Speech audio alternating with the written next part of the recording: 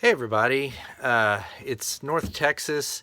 It's this crazy February storm that we have here, and uh, I've already had two pipes burst, and they were easy fixes. And I know a lot of people don't know how to do this stuff, so I thought I'd make a quick video here just so you guys could see how easy it is to repair your own line, because it's going to be really hard to find a plumber right now that's free. That they can come to your house. I mean, you're going to be a couple weeks out probably. So, maybe you could do that repair yourself. I did two repairs already myself, and I want to show you how you can do it.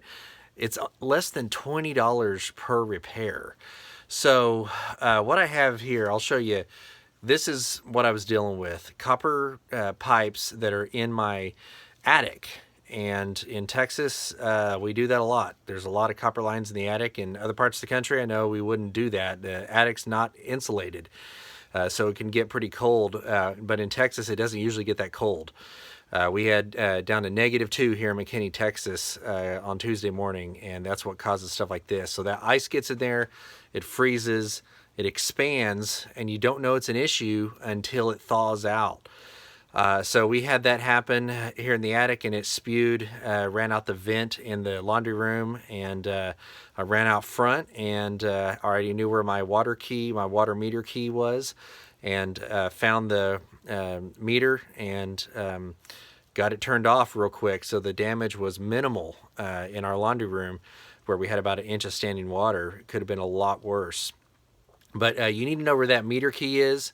If you don't have one, go buy one. It's a water meter key. And make sure you know where your where your meter is.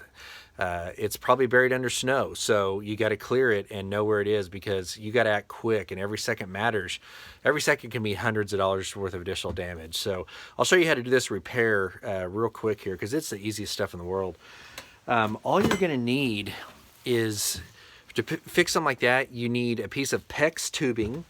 So PEX is this cool stuff. It's a plastic tubing that you can literally buy a foot of it for like $1.25 at Home Depot. I bought 10 feet for $3 at Lowe's.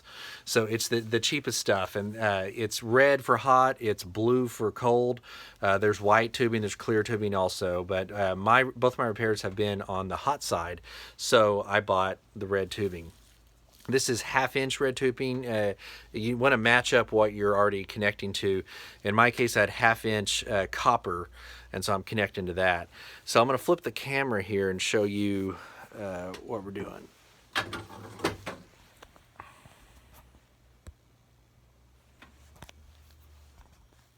Okay, so what I had here was, I got my hot water tanks here in the attic, and I have a hot line coming off of it. That's actually this is the cold supply going into the two tanks. They're in tandem, and then I got a hot coming off of that. I got a hot line running right here. You can see where my PEX tubing is there. See that? So this is my repaired line. There's a cold line next to it that I just freshly wrapped in insulation. But here's the repair part. So I cut into the tubing here. I cut the copper out. See, that's copper here. The break was about right here.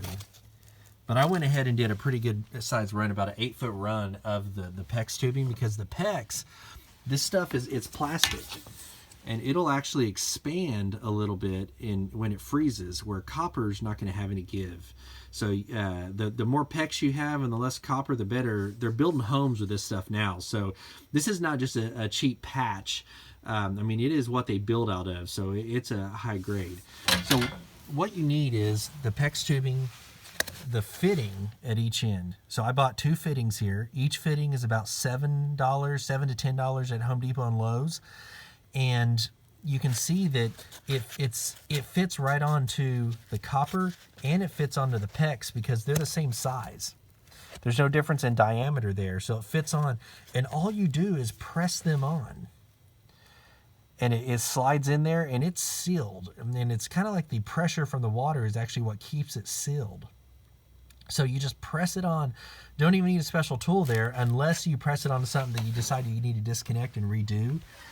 If that happens, you can buy a little tool that removes it. You can see I haven't even opened mine because I didn't need it. The tool's $1, so you might as well buy it just so you have it just in case.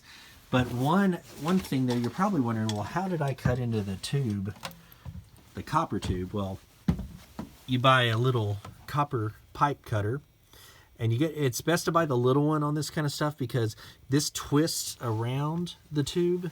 So it goes on like that, and then it twists around the tube. You're going to be in tight spaces since you're doing repairs, so that's why you want to get a little one. You don't want a big one, so you have room to twist that around. Although a lot of times the copper there's some give on the pipe, so you can move it. Okay, so I have that connection there on that end, and then you follow that down, and then right here is where my other connection is, into the line, going to the back of the sink. So this is an upstairs bedroom sink. That's what I'm tying into. So that repair there was, I don't know, $17, something like that. And it's a good fix. This is not a cheap fix that won't last. It's actually better than what the copper is. So after I was done, I put the pipe insulation back on there, which right now at Lowe's and Home Depot, you cannot find pipe insulation. They're all sold out. I went ahead and ordered a piece on Amazon that'll be here next week, so I can go back and get this exposed part and a couple other parts that maybe need to be redone. So that's how I did mine.